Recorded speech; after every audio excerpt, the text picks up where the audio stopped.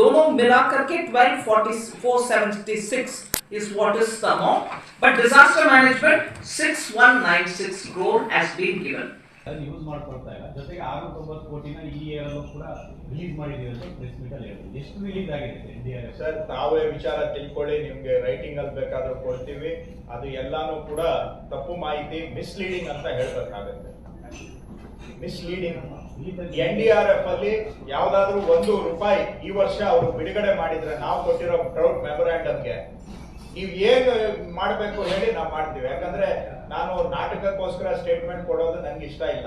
ಆದ್ರೆ NDRF ಅಲ್ಲಿ ಆದ್ರೆ ತಾವು ಎಲ್ಲ ಗೊತ್ತಿದ್ದು ಕೂಡ ಗೊತ್ತಿಲ್ದಂಗೆ ಕೇಳಿದಾಗ ನಮಗೂ ಕೂಡ ಅದೆಲ್ಲ ಒಂದು ಕಡೆ ನಮ್ಮ ತಾಳ್ಮೆಯನ್ನು ತಾವು, ಯಾಕಂದ್ರೆ ನಾನಾಗ್ಲಿ ಮುಖ್ಯಮಂತ್ರಿಗಳಾದ್ರಿ ಯಾವ್ದು ಅಂಕಿ ಸಂಖ್ಯೆ ವಿಷಯದಲ್ಲಿ ವಾಸ್ತವವನ್ನು ಬಿಟ್ಟು ನಾವು ಮಾತಾಡೋದಿಲ್ಲ.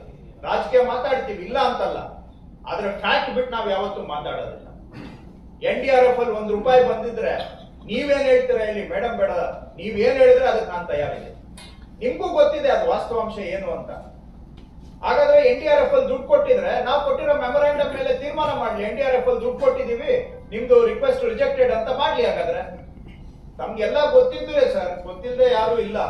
ಆದ್ರೆ ಅವ್ರು ಏನೋ ಹೇಳ್ತಾರೆ, ಅವ್ರು ಏನ್ ಮಾಡ್ತಾರೆ, ಯಾವ್ದೋ ಮಿಕ್ಸ್ ಮಾಡ್ತಾರೆ, ಎಲ್ಲಿಂದ ಎಲ್ಲಿಗೋ ಮಿಕ್ಸ್ ಮಾಡಿ ಏನೋ ಮಾಡಿ ಆ ಜನಗಳ ಅಟೆನ್ಷನ್ ಅನ್ನ ಡೈವರ್ಟ್ ಮಾಡೋದಕ್ಕೆ ಎಷ್ಟು ಬೇಕೋ ಅಷ್ಟು ಮಾಡ್ತಾರೆ. ಸರ್, ಇದರಲ್ಲಿ ಫ್ಯಾಕ್ಟ್ ಏನಿದೆ ನೀವು ಅದನ್ನ ಹೇಳಿ ಸಾಕು.